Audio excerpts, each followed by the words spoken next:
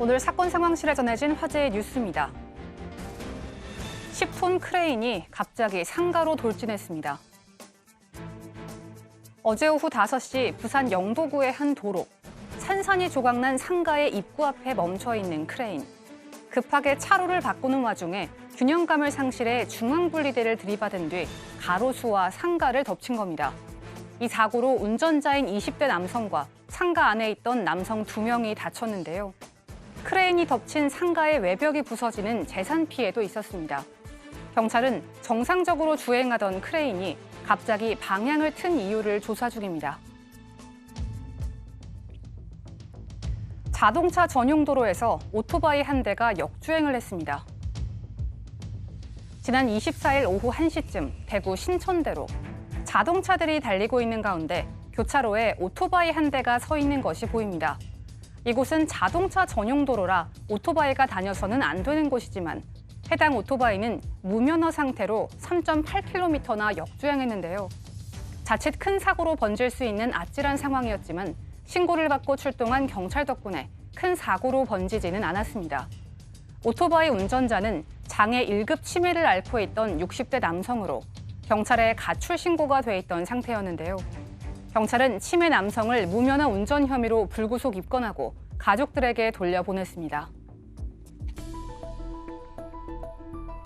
배우 송혜교가 자신의 이혼 관련 루머 유포자들과 악플러들을 고소했습니다. 지난 22일 배우 송중기와 이혼 절차에 합의한 송혜교. 오늘 송혜교의 소속사는 그녀와 관련한 악성 루머와 욕설들이 당사자에게 큰 고통을 안겨주고 있다고 밝혔습니다. 그리고 이혼과 관련해 루머를 유포하고 악성 댓글을 단 사람들에 대해 허위사실 적시 명예훼손 및 모욕에 관한 내용으로 고소장을 접수했다고 밝혔습니다. 무엇보다 이번뿐 아니라 이후 계속될 고소건에 있어서도 어떠한 선처나 합의 등은 전혀 없을 것이라며 강경 대응을 시사했습니다. 평화의 소녀상을 조롱한 남성들이 위안부 피해 할머니들을 찾아갔습니다. 어제 오후 3시 소녀상을 조롱한 남성 3명이 나눔의 집에 찾아가 위안부 피해 할머니들에게 사죄했습니다.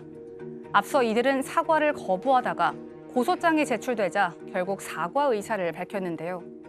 할머니들은 이들이 찾아와 무릎을 꿇고 죄송하다고 하자 용서하겠다고 말했습니다.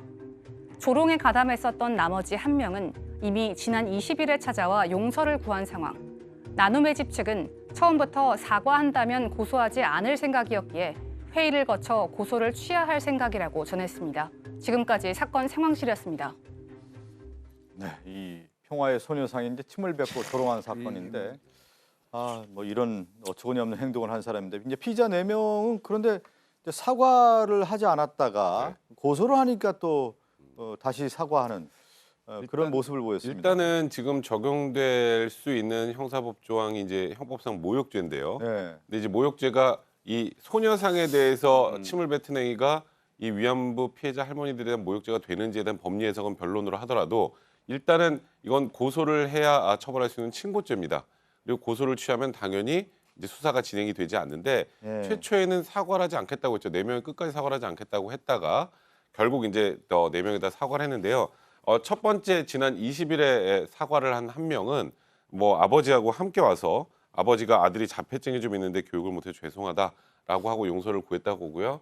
지금 보이는 것처럼 나머지 3명은 또 저기 위안부 피해 할머니들에게 찾아와서 무릎을 꿇고 사과를 했고 그래서 처음부터 사과를 하면 이 고소는 취하하려고 했었다라고 하니까요. 그래서 이 부분에 대한 고소는 취할 계획으로 알려져 있는 상황입니다. 위안부 할머니가 안고 있는 그 아픔, 역사적 아픔이라는 것이 온몸으로 이제 겪고 있는 분들인데 저런 치기 어린 행동을 한다는 것은 잘못된 행동이라는 걸 다시 한번 좀 알려줘야 될 것 같아요, 부모님들이요.